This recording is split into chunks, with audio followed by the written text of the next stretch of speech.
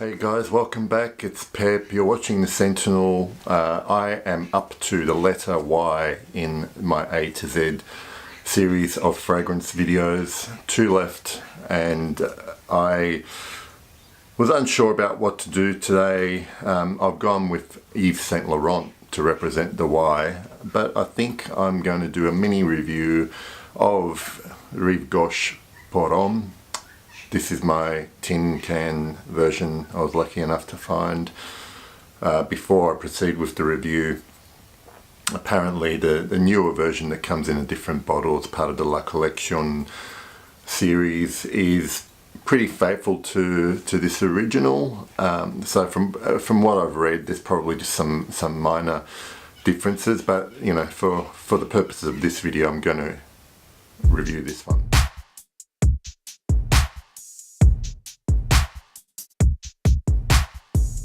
Okay, so guys, just a bit of information. This was released back in 2004 by Yves Saint Laurent. It was, I believe, when Tom Ford was the creative director at Yves Saint Laurent. Other fragrances like M7 were released around this time, and these have become, you know, pretty much classics from the Yves Saint Laurent designer house. This in Fragrantica is classified as an aromatic green, but on first smell, what you immediately get is a classic fougere barbershop-style fragrance. Now, I actually found it quite hard to talk about this in terms of breaking down the fragrance and doing a review.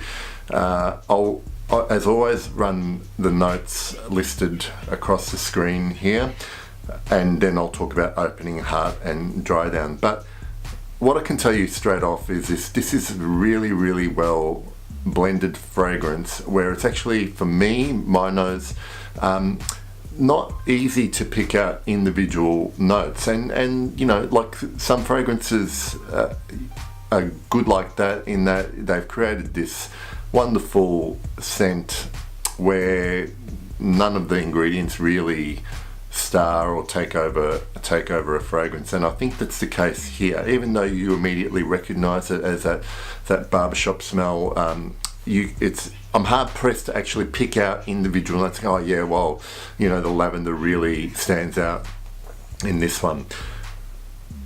First impressions when you do smell it, you immediately get this just really, you know, it's cliche by now with this fragrance, but it is like a really expensive smelling shaving cream or foam. It's really just nice and clean. You know, once I sprayed that though, I'm picking up a bit of citrus like bergamot.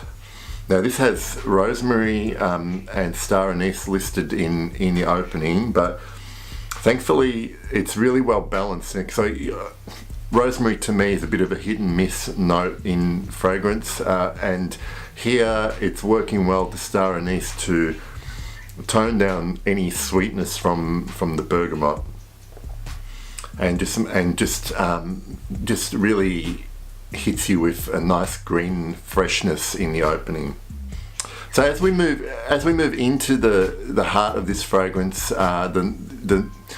you got some traditional notes there like geranium and tonka and lavender and cloves. I don't get much of the cloves here. I do get the lavender does seem to blanket everything else, but again, it's not a standout lavender. It's not like, oh, you have to really kind of keep smelling and realize that the lavender is just blended really well with the other ingredients, and it's producing.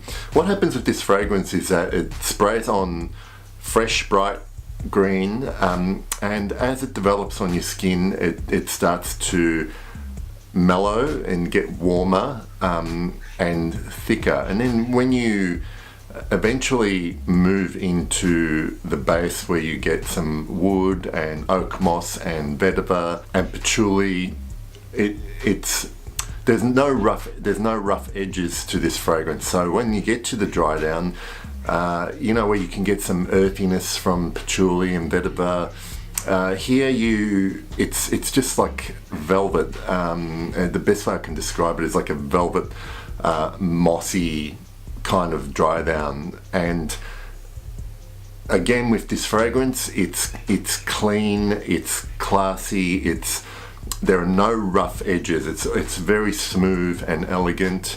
And I haven't really come across another fougere that is this smooth.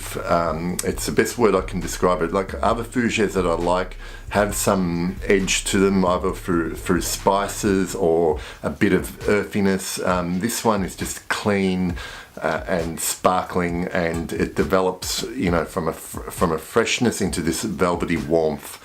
So versatility, I think that this can be worn pretty much all year round. With the freshness, you can wear it in warmer weather as well. I don't know, I think you'd probably just go light sprays in very warm weather. It has very good longevity. I get on my skin up to 8 to 10 hours, but it is after the first hour or two a soft projector and just generally becomes a skin scent. But you do get noticed, you know, not long after you spray this. It is perfect work scent. But having said that, it's also a great scent to go to any formal. If you're dressing up, this just matches any kind of suit combination, any formal combination, and it's a very, very versatile scent. And I certainly, you know, I'm happy I got this tin can version, but I think if the new version is you know 95% similar to this, I'd certainly be getting a bottle of that when I run out of this. That's my quick review of Yves Saint Laurent's Rive Gauche pour Homme, and let me know if you have it in the comments, what you think of it, whether you have a different experience to me in wearing this, and I look forward to reading them. Thanks for watching, and I'll see you next time.